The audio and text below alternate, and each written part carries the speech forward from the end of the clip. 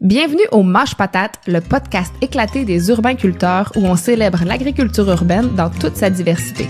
Des techniques de culture aux projets innovants, en passant par les enjeux et défis du milieu urbain, on réfléchit avec vous, on en jase avec nos invités et on se fait aller Mâche Patate! Cet épisode est une présentation de Caribou, le magazine de la culture culinaire québécoise raisonnée.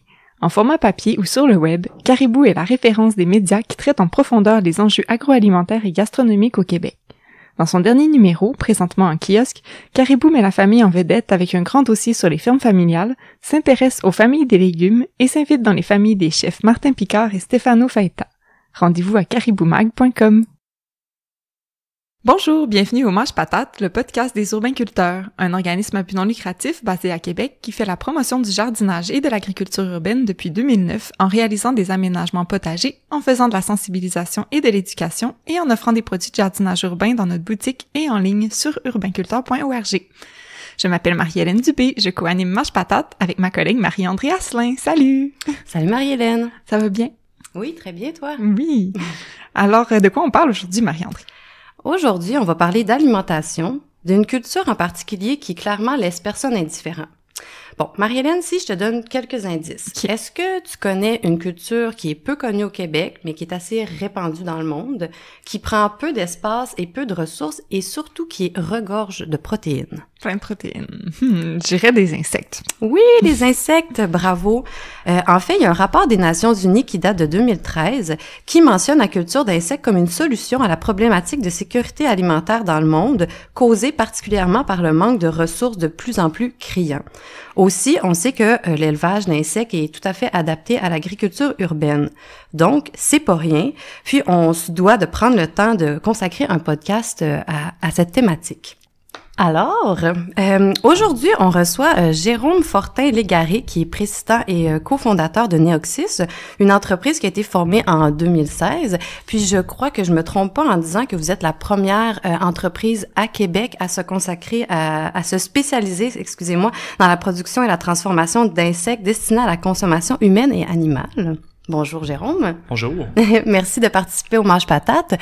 D'entrée de jeu, une question qu'on doit te poser tout le temps. Quelle est la motivation qui t'a poussé à monter ton entreprise de production d'insectes et pourquoi? En fait, vous l'avez mentionné dans l'introduction, ce qui a démarré l'industrie de la production des insectes en Amérique du Nord principalement, c'est le rapport de la FAO en 2013 qui mentionnait qu'il pourrait y avoir un problème de sécurité alimentaire d'ici 2050. Mm-hmm. Puis qu'on devait apporter des solutions alternatives pour les protéines, donc des productions animales principalement, et aussi des productions végétales. Puis, je vous dirais que l'idée de partir Neoxys est venue de là. La raison étant que on était conscient qu'il y avait cette problématique-là, moi et mon associé. Puis, on voulait apporter, oui, une source de protéines qui était éco-responsable, mais aussi qui était nutritive, naturelle. Mais on savait qu'on devait adapter ce modèle-là pour le modèle nord-américain. Mm-hmm. Parce que notre réalité est pas nécessairement la même que dans les pays sous-développés, par exemple. Du tout. Ici, oui, tu sais, il y a la sécurité alimentaire, la nation, si je peux dire, le pays en tient compte, mais c'est pas une problématique qu'on vit directement, par exemple, ici, dans la ville de Québec. Oh, pardon. Non, c'est ça, c'est à beaucoup plus petite échelle, en tout cas, quand il y a des problèmes de sécurité alimentaire. Exactement. Ici, ouais. Exactement. Donc, on devait adapter un modèle de production des insectes, mais qui répondait vraiment aux besoins de l'Amérique du Nord en tant que tel. Donc, c'est de là qu'est parti Neoxys. Puis, est-ce que vous avez comme un objectif clair? Ça serait quoi l'objectif de votre entreprise? C'est sûr que notre objectif, c'est d'apporter une source de protéines alternatives. C'est pas nécessairement de remplacer une source de protéines. Okay. On n'est pas là pour démoniser l'agriculture conventionnelle. Mm-hmm. On n'est pas là pour dire que les producteurs de bœuf, de porc, de poulet, peu importe, c'est les méchants de l'industrie. Mm-hmm. On est là tout simplement pour apporter une diversité dans l'offre. Mm-hmm. Puis en intégrant les insectes comme ça, je pense que ça donne une diversité, oui, mais en même temps, je pense que les gens sont curieux de pouvoir intégrer ça dans leur alimentation. Puis pour nous, c'est une protéine qui est très bonne sur un plan nutritif. C'est naturel également, nos procédés d'élevage et de transformation. On n'intègre pas de produits chimiques. Okay. Puis en même temps, c'est éco-responsable. Donc, c'est ce qu'on vise. Justement, je me demandais, on parle d'insectes, mais est-ce que tu pourrais nous dire quel insecte vous cultivez en particulier dans ton entreprise, puis pourquoi vous avez choisi cet insecte-là? Nous, c'est le ténébrion meunier. Au départ, quand on a fondé Neoxys, en fait, on avait un autre nom. C'était les fermes BioCrick. OK. C'était BioCrick, vous l'avez sûrement deviné, cric pour criquet. Oui. On s'est informé beaucoup. L'Europe était plus avancée que nous sur un point de vue de production, d'élevage des insectes. Donc, on s'est informé beaucoup en Europe.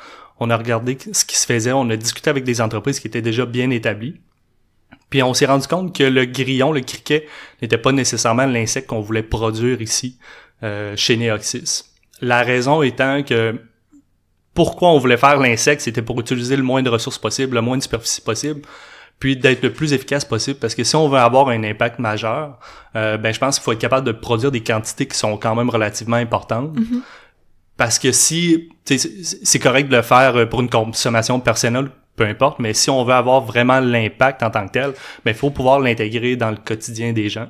Puis le Ténébrion meunier permettait ça. Le grillon, on trouvait que c'était plus difficile d'avoir une production qui était efficace. OK. Ça prend plus de ressources, plus d'espace? Plus d'espace, okay. Bien souvent. Ils appellent ça... Il y a une entreprise en Ontario qui dit qu'ils font du pâturage ouvert, en fait, pour le grillon. Puis pour nous, c'était pas un modèle qu'on voulait adopter parce qu'on voulait réduire... Justement, l'essence de Neoxys, c'est, vous l'avez mentionné tantôt, c'est de réduire la superficie utilisée, réduire les ressources.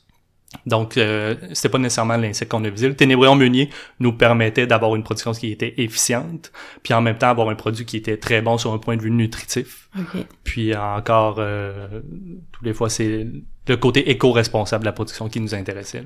Là, juste clarification, le Ténébrion meunier, c'est ce qu'on appelle aussi le verre à farine. Le verre à farine, bon. exactement. Exact. Bon. Dans le fond, dans ton entreprise, on parle d'une ferme, on peut dire que c'est une production. Est-ce que tu pourrais nous imaginer un peu à quoi ça ressemble si on va visiter ta ferme, l'espace que ça prend, comment sont élevés les insectes? En ce moment, je vous dirais que c'est une ferme laboratoire qu'on a. Okay. Donc, la superficie est moindre que ce qu'on vise dans le futur. OK. On parle d'une ferme d'environ 2700 pieds carrés. Donc, c'est un bâtiment, un entrepôt pratiquement. Puis je vous dirais que ça a rien à voir avec un élevage conventionnel du bétail, en fait. Ça ressemble plus à un laboratoire. Même si on l'appelle une ferme laboratoire, c'est juste que c'est notre première phase de développement d'entreprise. Mais ça va rester comme ça dans le futur, même à plus grande échelle. Donc, c'est une production à la verticale. Donc, on peut produire une quantité de protéines plus importante en hauteur. Donc, ça devient intéressant, encore une fois, pour l'utilisation de la superficie. Puis, les insectes sont élevés dans des bacs. Donc, ils sont de grade alimentaire. Puis, le but de ça, c'est de pouvoir justement les empiler. Est-ce qu'ils ont besoin, est-ce qu'ils sont sur un substrat quelconque? Sont-ils direct dans le bac ou? Oui, ils sont directement dans le bac avec un substrat. Okay. Il y a plusieurs substrats qui sont utilisés dans l'industrie. Ça va dépendre des entreprises. On est pas mal dans une phase embryonnaire de l'industrie. Donc, les gens font de l'essai-erreur, testent qu'est-ce qui est optimal pour la production. C'est généralement des grains céréaliers pour le Ténébrion meunier. Donc, il y en a qui vont utiliser des coproduits de la transformation. Il y en a qui vont utiliser l'avoine directement, le blé, peu importe. Okay. Donc, ça va dépendre vraiment des entreprises. Puis, je pense qu'il y a beaucoup de recherche et développement qui se fait présentement. Puis, c'est sûr que c'est dans un environnement contrôlé également, parce que l'insecte a besoin de chaleur et d'humidité pour croître. Okay. Donc, c'est un environnement qui est très contrôlé. On a une température définie qui est quand même assez élevée. Donc, c'est comme une petite production exotique, même en hiver. On a la chance de pouvoir travailler en culotte courte si on veut. On le fait pas, là. On a nos sarraux et tout, mais quand même. Okay. C'est comme travailler dans une serre, pratiquement. Tout Exactement. est contrôlé, la température, l'humidité. Puis, tu parlais du paillis. Est-ce que le paillis, c'est la nourriture des ténébrions ou est-ce que vous leur donnez autre chose à manger? Non, le substrat, c'est effectivement, c'est la nourriture. Donc, c'est un peu le lit et la nourriture de l'insecte. Donc, ça vit directement dans son substrat, dans son alimentation, mais c'est naturel pour l'insecte de faire ça parce que généralement, on se le cachera pas, le ténébrion meunier, c'est une peste dans la production agricole. C'est souvent une peste dans les meuneries. Ça va consommer les grains, donc ça va rentrer dans les bâtiments, ça mange l'isolation dans les bâtiments, ça mange vraiment de tout. Donc, ça peut être une problématique pour certains. Pour nous, c'est une source de protéines. Vous valorisez finalement ce qui est un problème pour d'autres. Exactement, exact. Clairement, faudrait pas qu'il s'échappe. Non. Ça serait peut-être un peu difficile, j'imagine, mais ouais. Tu parlais que t'avais beaucoup pris d'informations là en Europe, en France, parce que ici, c'est quand même une culture émergente. On se demandait comment t'avais fait pour te renseigner, te spécialiser, te former, parce que quand on cherche sur le web, c'est pas nécessairement quelque chose qui est très accessible là, pour le moment. Effectivement, ça a été la portion difficile du démarrage de l'entreprise. C'est difficile de trouver une expertise directement. On peut aller chercher différents secteurs qu'on pense qui sont pertinents pour la production. Cependant, c'est très rare les gens qui vont dire « Moi, je suis spécialisé dans l'industrialisation de la production des insectes pour en faire un ingrédient. » Ouais. Ça existe pas. Donc, on essaie d'aller chercher une expertise par-ci, par-là. Donc, dans la transformation alimentaire, dans l'agronomie, donc toutes les sphères qui entouraient la production des insectes. Mais ça a été quand même un défi important parce que on découvre de plus en plus, mais si on faisait une recherche dans la littérature scientifique, il y avait très peu d'informations à ce sujet-là. Donc, ça a été 3 années, ça fait 3 ans que Neoxys a été fondé, puis on est encore en phase je pourrais dire de démarrage, parce que on développe encore des méthodes optimales, puis on n'est pas encore, c'était à 100% à dire c'est comme ça qu'il faut faire, puis on est à l'aise de partir à grande échelle, mais on travaille fort pour... Est-ce que tu dirais que ça change pas mal depuis 3 ans? Y a-tu plus d'informations accessibles ou, je sais pas, y a-tu de la formation qui se développe là-dedans un peu? Oui, définitivement, il y a plus d'informations. Ben nous-mêmes, on offre des formations, mais c'est sûr que l'information qu'on donne, c'est basé sur des faits qu'on a récoltés dans le passé. Donc, on s'avance pas trop parce qu'on n'est pas capable de dire si tous les faits sont exacts. Donc, on y va vraiment dans ce qu'on sait, dans ce qu'on est sûr. Donc, l'information est encore très minimale, là. Il y a pas énormément d'informations qu'on peut trouver, là. Okay. Mais en même temps, c'est fascinant parce que tout est à faire. Fait que c'est comme un monde à construire. Moi, je trouve ça vraiment passionnant. On parlait de la production. En fait, avec mes lectures, j'ai cru comprendre que la production d'insectes que tu fais est pas directement destinée aux consommateurs. Oui, exactement. Nous, on vise pas directement à commercialiser des produits sur les tablettes. Il y a déjà des supermarchés qui ont commencé à intégrer les sources de protéines comme l'Oblast, en fait, qui font la protéine de grillon. Nous, on fait du vrac pour les transformateurs. Donc, on commercialise, on fournit des ingrédients en lot pour que les gens puissent les intégrer dans leur gamme de produits. Okay. Donc, c'est vraiment pour ça que je parlais tantôt d'avoir un impact à grande échelle. C'est comme ça, on peut aller viser plus de produits, puis ça devient intéressant pour les gens d'avoir un produit qui est plus éco-responsable, puis de dire notre source de protéines va avoir un impact minime sur l'environnement par rapport à peu importe la source de protéines. Est-ce que tu penses que c'est plus facile ou plus difficile de vendre ça aux transformateurs plutôt qu'aux consommateurs directement? Je pense qu'en ce moment, c'est plus difficile aux transformateurs. Okay. Je pense que oui. Il y a une curiosité au niveau des consommateurs. Je pense que le marketing peut avoir un impact sur les gens, puis les gens s'y intéressent. Il y a beaucoup de curiosité de ce côté-là, tandis qu'un transformateur, ça va être plus réfléchi. Puis, tu sais, on parle souvent d'aspect monétaire. On parle aussi d'impact. Il faut qu'ils fassent des tests dans les productions. Donc, c'est un défi qui est plus grand au niveau des transformateurs. Consommateurs, il y a eu des produits qui se sont commercialisés, comme je disais tout à l'heure, dans les supermarchés, puis il y a eu un engouement important par rapport à ça. Donc, en ce moment, je pense que c'est plus dur pour un transformateur, mais dans le futur, je pense que il va y avoir un virage. OK. Parce que j'imagine que, dans le fond, une farine de ténébrion, par exemple, va réagir différemment dans une recette qu'une farine de blé normale. Exactement. OK. Fait que tout est à reconstruire, retravailler des recettes. Fait qu'il y a beaucoup de démarchage à faire, j'imagine. Ben oui, l'aspect de transformation alimentaire est très, très, très important. Okay. C'est notre défi majeur est là. En fait, c'est bien de pouvoir produire une protéine qui est intéressante, mais il faut être capable de l'intégrer dans des produits. Donc, il y a l'aspect nutritif qu'on parlait, nutritionnel en fait, mais il y a l'aspect fonctionnel qu'il faut pas oublier, puis c'est définitivement l'aspect le plus challengeant, le plus gros défi de la production, c'est ça.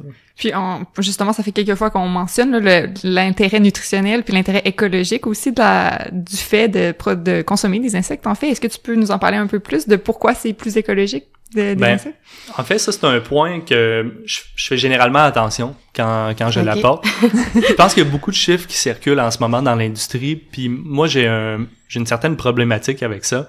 J'essaie d'être toujours le plus transparent possible. Donc quand je fais une production, avant d'avancer des chiffres, j'essaie de me baser sur des faits, sur des données.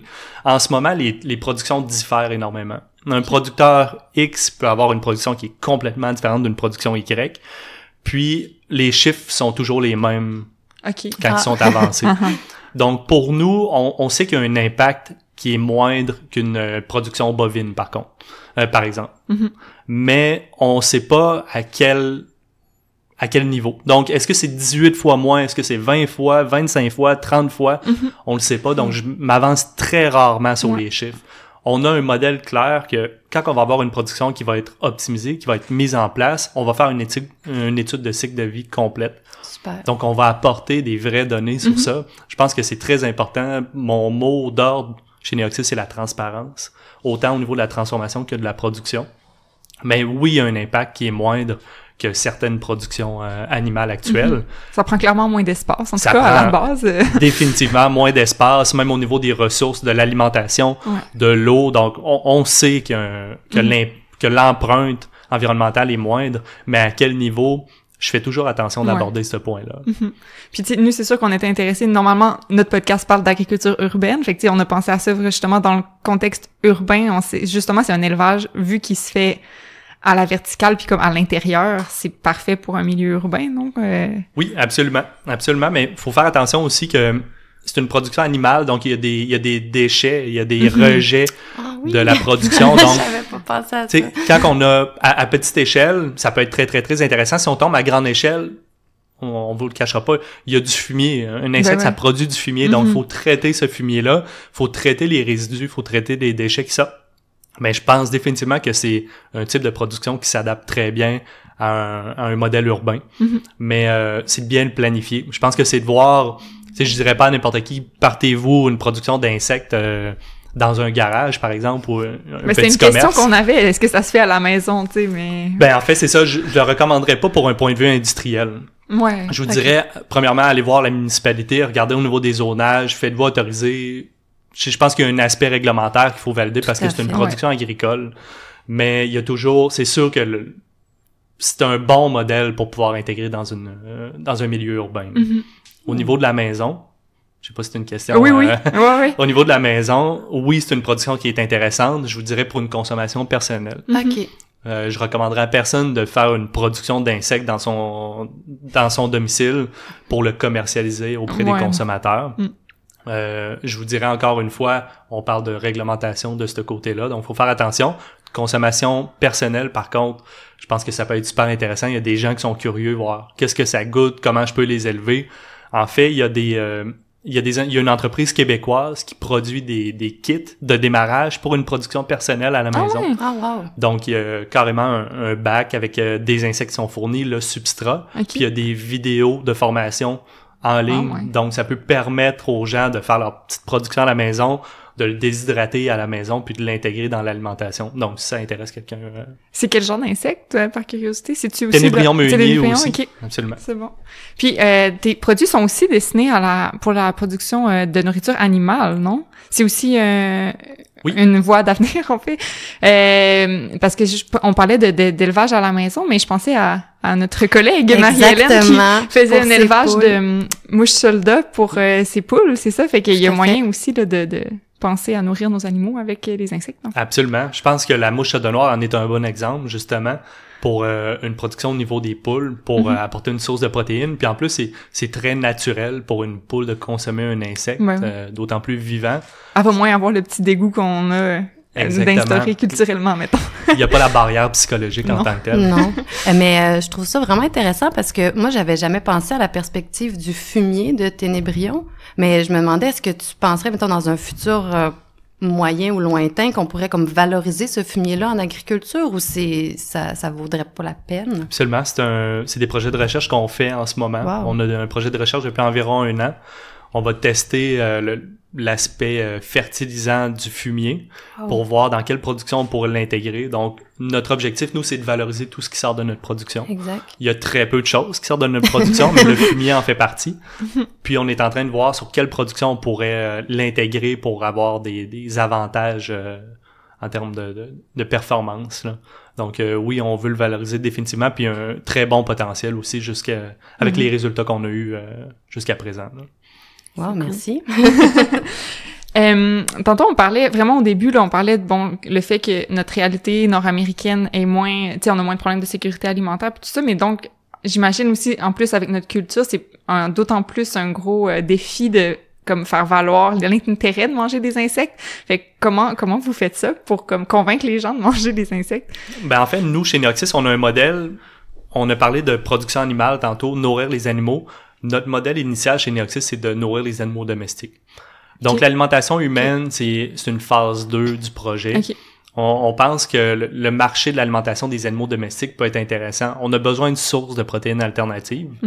Puis, on se le cachera pas, il y a quand même du gros volume au niveau de excusez l'anglicisme, mais le pet food, là. Ouais, il y a quand même un gros volume, puis je pense qu'on néglige souvent l'intégration des protéines dans ce produit-là, parce que ça utilise énormément de ressources aussi. Ben oui. Donc, nous, c'est principalement le marché qu'on va viser. Il y a d'autres entreprises qui se spécialisent plus dans l'alimentation humaine. Pour nous, on a choisi un différent chemin.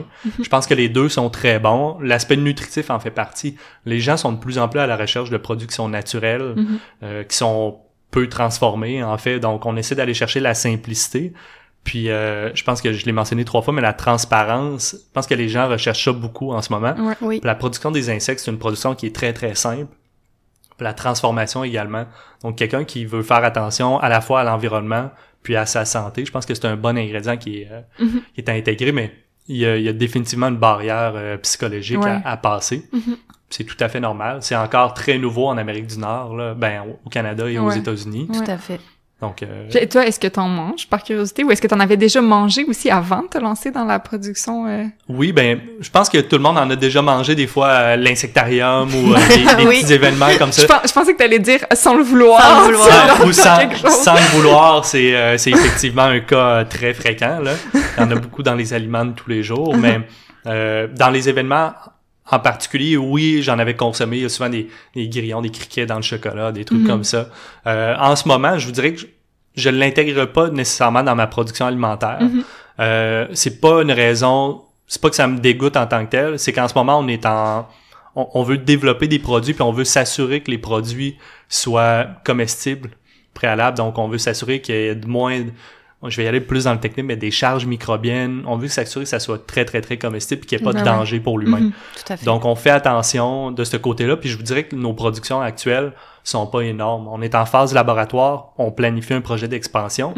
Donc, ce qu'on produit, on l'utilise soit pour la recherche et développement ou soit pour fournir des échantillons à des clients. Donc, fais attention, mais on en a consommé puis c'est définitivement pas quelque chose qui nous dégoûte en tant que tel. Là. J'imagine qu'à force de travailler, à les voir, on passe par-dessus. Exactement. Tout à fait. Puis, on l'a pas mentionné, mais on parlait que c'est une production de Québec, mais est-ce que tu pourrais nous dire exactement où vous êtes situé? Nous, on est dans la MRC de Lobinière, sur la rive sud de Québec. Je sais pas si vous connaissez Saint-Apollinaire, Laurier-Station. Oui. On est un peu entre les deux. On est à Saint-Flavien. Donc, on est sur des terres agricoles. On a bâti le bâtiment juste pour faire notre ferme laboratoire, pour pouvoir tester nos procédés, produire nos premiers échantillons, puis ensuite faire la recherche et développement en parallèle. Donc, on est installé là. Zonage agricole, je pense que c'est un point qui est important. Obligatoire, ça, je me demandais, j'imagine. Ça dépend toujours des municipalités. Il y a des municipalités qui vont l'autoriser dans le commercial, mais très rarement, je vous dirais. On tombe plus dans une production agricole. Tout à fait. Donc, OK. Puis, je sais pas, est-ce que vous avez déjà pensé peut-être à faire des visites pour démocratiser un peu la production d'insectes, peut-être pour que les gens aient moins peur ou... je sais pas si c'est possible au niveau puisque c'est de grade alimentaire, je sais pas si on pourrait même visiter là, votre ferme. Oui, il y a des possibilités. C'est sûr qu'on fait attention... justement à la biosécurité. C'est quelque chose, c'est de l'inconnu encore dans les productions d'insectes. On fait attention plus qu'autre chose. Il n'y a pas de cas répertoriés de maladies ou peu importe, mais on est mieux pas se lancer. Mais oui, on fait des visites. C'est sûr que c'est pas ouvert à tout le monde parce qu'on essaie de fermer ça le plus possible. C'est un environnement contrôlé, c'est clos. Donc, c'est quelque chose qu'on fait attention, mais il y a toujours possibilité de le faire, oui. Puis, je pense que ça va être plus intéressant quand on va avoir passé à notre mise à l'échelle dans le futur qu'on prévoit pour 2020. Parce qu'en ce moment, je vous dirais que comme je vous dis, c'est le laboratoire, donc c'est plus petit, c'est peut-être moins impressionnant que ce que ça va avoir l'air dans quelques mois. Ah, super. Là, je me rends compte qu'on t'a pas posé une question majeure qui est comme, qu'est-ce que ça goûte, un ténébrion meunier? En fait, ça goûte qu'est-ce qu'on lui donne pour manger, en fait. Donc, dans la dernière phase de croissance. Donc, c'est sûr que ça va prendre une saveur, mais à la base, il y en a qui disent que ça goûte la noisette, c'est pas un goût que j'ai cerné dans le Ténébrion Meunier. Je vous dirais que c'est plus le côté umami de la chose, là, plus l'essence de la terre, mais c'est très subtil en fait. Là. C'est très subtil. Puis si on intègre des herbes ou des trucs comme ça, mais on peut capter une saveur qui est... Donc c'est une manière de l'intégrer. Il y en a qui visent cet aspect gastronomique-là. Tout à fait. De dire on l'intègre dans un produit parce que ça apporte une saveur. Je donne un exemple farfelu mais citronné, disons. Donc OK, cool.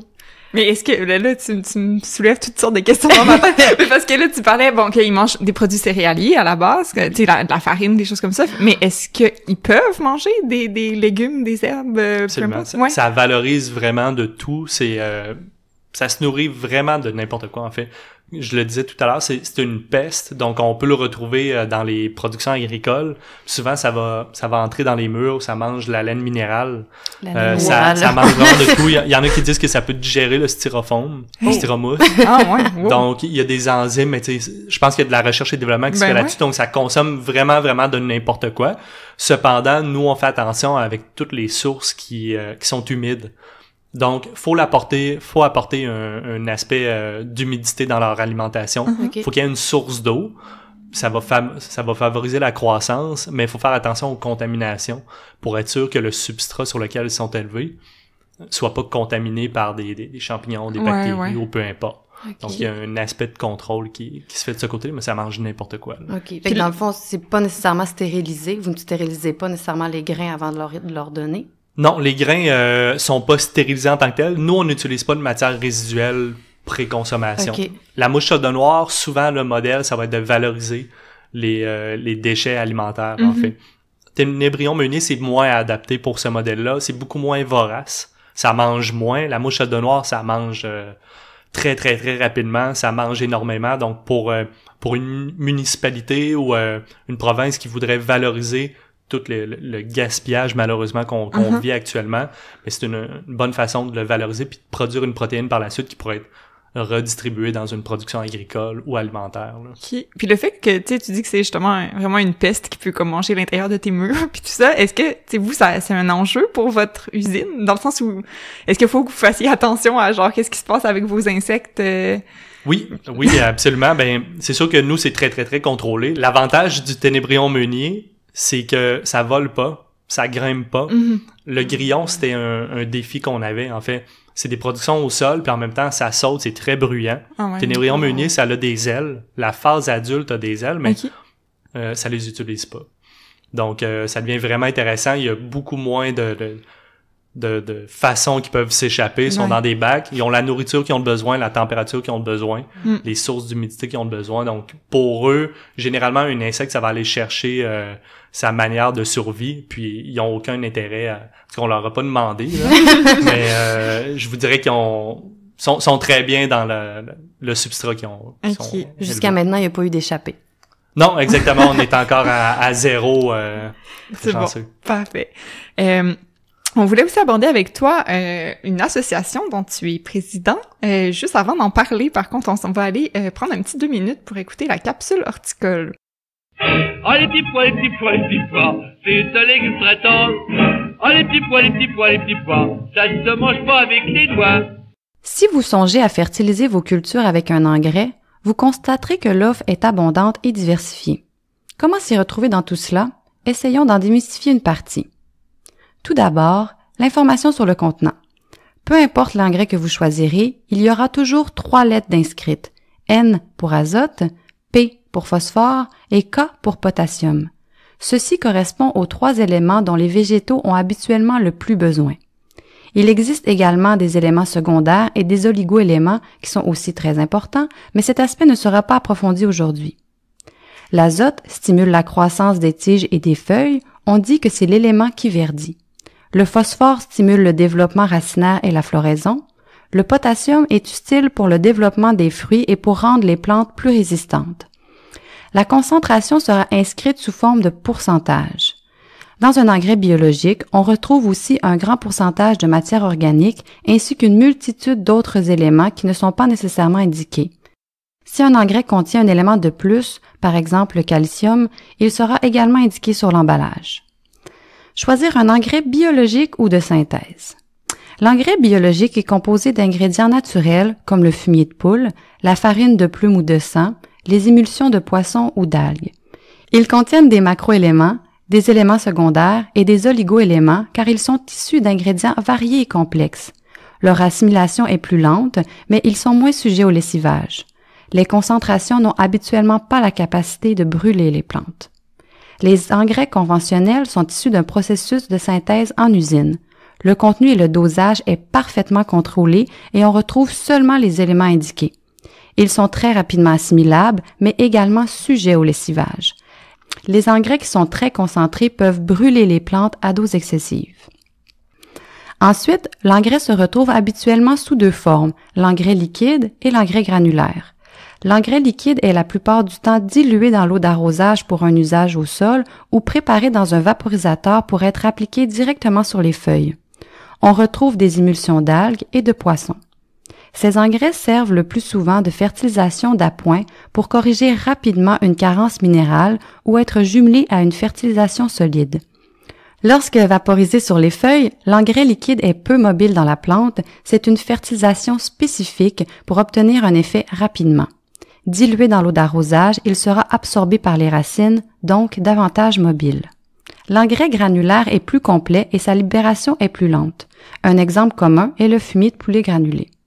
On l'applique directement au sol en l'intégrant superficiellement à la terre. Il bénéficie à la plante au complet, y compris les racines, contrairement aux engrais foliaires très localisés. Les granules se diluent progressivement à force d'arrosage ou avec la pluie et les éléments sont ainsi rendus disponibles. Pour le dosage, suivez la posologie inscrite sur l'engrais que vous aurez acheté. Vous pouvez combiner les deux types d'engrais pour une fertilisation en continu tout au long de la saison, mais ne vous compliquez pas la vie et adoptez le type de fertilisation qui semble plus simple pour vous. Alors, Jérôme, c'est ça, on le disait, tu es président et cofondateur aussi de l'Association des éleveurs et transformateurs d'insectes du Québec. Est-ce que tu peux nous parler un peu plus de ce que c'est? Oui, en fait, on a fondé cette association-là dans le but d'amener un aspect de collaboration entre les éleveurs au Québec. On s'est rendu compte qu'il y avait beaucoup de travail qui se faisait en parallèle. Donc, un producteur faisait telle recherche, l'autre faisait la même recherche, mais sans se parler. Ouais. Donc, ça a été, on essaie d'apporter ça tout simplement pour dire que les producteurs allaient pouvoir discuter ensemble. On l'a pas amené sous un aspect réglementaire. On n'est pas là pour mettre des bâtons dans les roues de personne. On n'est pas là pour contrôler les productions. C'est vraiment plus un modèle. On va favoriser la collaboration tout simplement, faire des événements, des regroupements, peut-être aider le public à mieux comprendre c'est quoi une production d'insectes, de l'éducation, si je peux dire. Mais ça a été vraiment la raison pour qu'on le fait. Parce qu'on le vivait en tant que tel. On voyait qu'il y avait plein de gens qui faisaient du travail de leur côté. Puis le but, c'est pas de partager sa recherche et développement, mais c'est de discuter tout simplement. Ouais. Des fois, il y a des gens qui ont besoin d'équipements, de techniques, d'aide en termes de main-d'œuvre. Donc, c'est tout simplement pour favoriser cet aspect-là. Okay. Est-ce qu'aujourd'hui, il y a beaucoup d'entreprises qui font partie de l'association? En fait, je vous dirais qu'il y a 40 membres actuels. Il y a 40 producteurs d'insectes au Québec. Il y a des stades très différents. Il y en a qui sont en pré-démarrage, il y en a qui sont déjà démarrés. Mais on a répertorié environ 40 actuellement. Là. OK. Puis, est-ce que tu peux nous donner une idée de qu'est-ce qu'ils produisent? Est-ce que c'est toujours pas mal les mêmes sortes d'insectes ou il y a eu... 3 insectes majeurs au Québec, ben pas mal partout. Là. L'industrialisation de la production des insectes, c'est principalement le ténébrion meunier, la mouche solde noire, puis le grillon. Okay. C'est les 3 insectes qu'on retrouve dans le monde en général. Puis c'est les insectes qu'on retrouve au Québec également. OK. C'est bon. Pas comme des cafards, comme en Chine, qu'on voyait une production. Ça, je pense que ça serait... on aurait encore plus une barrière psychologique ici. Je pense que ça passerait difficilement. Ouais, un peu plus. Merci beaucoup, Jérôme, d'avoir pris le temps aujourd'hui de venir nous parler. Puis, juste pour terminer, en fait, j'aurais aimé ça. Est-ce que tu pourrais nous dire un peu comment tu vois l'avenir de la production d'insectes, peut-être au Québec ou dans le monde? Si tu avais à rêver, pour toi, ça serait quoi dans 5, 10, 15 ans, peut-être? Je pense que l'objectif de la production des insectes, je parle beaucoup de production industrielle depuis tout à l'heure, mais je pense aussi que c'est une production qui est facilement intégrable à la maison. Donc, pour apporter une source de protéines intéressante, puis si on veut diversifier son alimentation, c'est hyper facile à faire. On peut valoriser les déchets qu'on produit. Donc, je le vois, oui, sur un point de vue industriel, parce que le groupe Neoxys, le but, c'est de vendre des ingrédients, de commercialiser des ingrédients qui sont éco-responsables et nutritifs. Mais je pense que les gens auraient tout à leur avantage de le tester directement à la maison, puis de peut-être essayer de l'intégrer dans leur production directement. Fait que moi, je le vois, ça va devenir un produit qui va être de plus en plus mainstream, excusez-moi l'anglicisme, mais je pense que les gens vont vouloir de plus en plus l'intégrer. Ça prend un peu d'éducation, il faut savoir comment ils sont élevés, faut comprendre que c'est pas élevé dans le sol ou bien... Tu sais, c'est très contrôlé, puis on peut faire la même chose à la maison. Puis je pense que ça peut être très, très, très intéressant. Puis on voit une ouverture depuis la création de Neoxys, il y a 3 ans, à aujourd'hui. L'évolution est phénoménale. Les gens sont de plus en plus ouverts. Avant, quand on a débuté le projet, les gens nous regardaient, on était les bizarres de la place. On voulait élever des insectes. C'était très, très, très spécial. Mais maintenant, c'est rendu normal. Ah oui, j'en ai entendu parler. Oui, je l'ai vu. Oui, je l'ai goûté. Donc, c'est vraiment quelque chose de plus en plus normal. Puis je pense que dans 10 ou 15 ans, ça va être un ingrédient au même titre que les crevettes, par exemple. Les crevettes, c'était pas un produit qui était consommé. Même le homard. Le homard, c'était un déchet. C'était donné à des détenus. Puis ça servait à engraisser les champs. Moi non plus. Ouais, le homard, en fait, ils donnaient ça à des détenus. Puis les détenus se sont tannés puis ont commencé à engraisser les champs avec le homard. Puis maintenant, c'est une nourriture de luxe. Ben ouais. Donc, il y a une évolution qui se fait dans l'alimentation, puis c'est tout à fait normal. Puis je comprends les gens qui sont pas ouverts à le consommer actuellement, mais je pense que faut juste faire preuve d'ouverture d'esprit, puis c'est pas moins comestible qu'une crevette, par exemple. Mais non. Mais puis comme tu dis, ça, on le voit déjà comme dans des supermarchés, là, ça commence quand même à rentrer, entre autres, justement, de la farine de grillon. Tu sais, même dans les épiceries en vrac, là, à Québec, on en trouve, là, fait que... Les barres d'énergie, beaucoup. Pour les gens qui font du sport, on en voit vraiment régulièrement, c'est très courant. Ouais. Exactement. Merci, c'est vraiment passionnant tout ça. Ouais. Je suis vraiment contente que tu sois venue nous parler de ce que tu fais et de ton entreprise. Merci de m'avoir invité. Ça me fait plaisir. Merci. Et on vous rappelle que cet épisode vous a été présenté par Caribou, le magazine de la culture culinaire québécoise raisonnée. Rendez-vous à cariboumag.com pour vous procurer les derniers numéros. En tout cas, c'est tout qu'un sujet fascinant auquel on réfléchit jamais, mais tout à fait. On sent qu'il y a plein de choses à apprendre puis qu'il faudra réinviter Jérôme peut-être. Toi, Marie-André, t'avais-tu déjà mangé des insectes? J'avoue que je n'avais jamais mangé je n'ai jamais mangé d'insectes. Est-ce que j'en mangerais? Je sais pas, mais clairement, cette entrevue-là m'a passionnée, puis ça m'a fait cheminer dans ma façon de voir les insectes dans l'alimentation. Puis toi, Marie-Hélène? J'en ai déjà mangé, un peu comme il disait dans l'entrevue, Jérôme, c'était plus dans des contextes, c'était pas à l'insectarium, là, mais confession, j'ai fait le camp de jour des débrouillards quand j'étais jeune. Fait que dans les expériences scientifiques, on avait mangé justement des verres à farine, mais tu sais, enrobés dans le chocolat. Là. Une fois dans le chocolat, ça goûte plus rien. Là. Fait que c'est ça. Puis j'ai déjà mangé grâce à Dominique ici présent, j'ai mangé de la farine de grillon dans des muffins. Mais c'est pas mal ça. Fait que moi aussi, je sais pas trop ce que j'en pense. Je pense que sous forme de farine dans quelque chose de transformé. Ah oui. Ça peut passer, là. Puis d'en manger comme ça, va falloir que je travaille encore un petit peu sur moi. Et puis, on aimerait ça savoir si vous, auditeurs et auditrices qui nous écoutez présentement, qu'est-ce que vous en pensez? En fait, est-ce que vous seriez prêts à manger des insectes? Est-ce que ça vous dégoûte? Est-ce que vous en avez déjà mangé? Donc, venez nous en parler sous la publication de l'épisode sur Facebook ou sur Instagram, comme vous préférez. On est curieuse de vous entendre là-dessus. Aussi, si vous souhaitez nous donner un coup de pouce, on vous rappelle que vous pouvez simplement vous abonner au podcast, ce qui est super parce que vous manquerez aucun épisode. Vous pouvez parler du Mâche Patate autour de vous, puis n'hésitez pas à partager cet épisode-là à vos amis proches et même aux personnes qui n'aiment pas les insectes.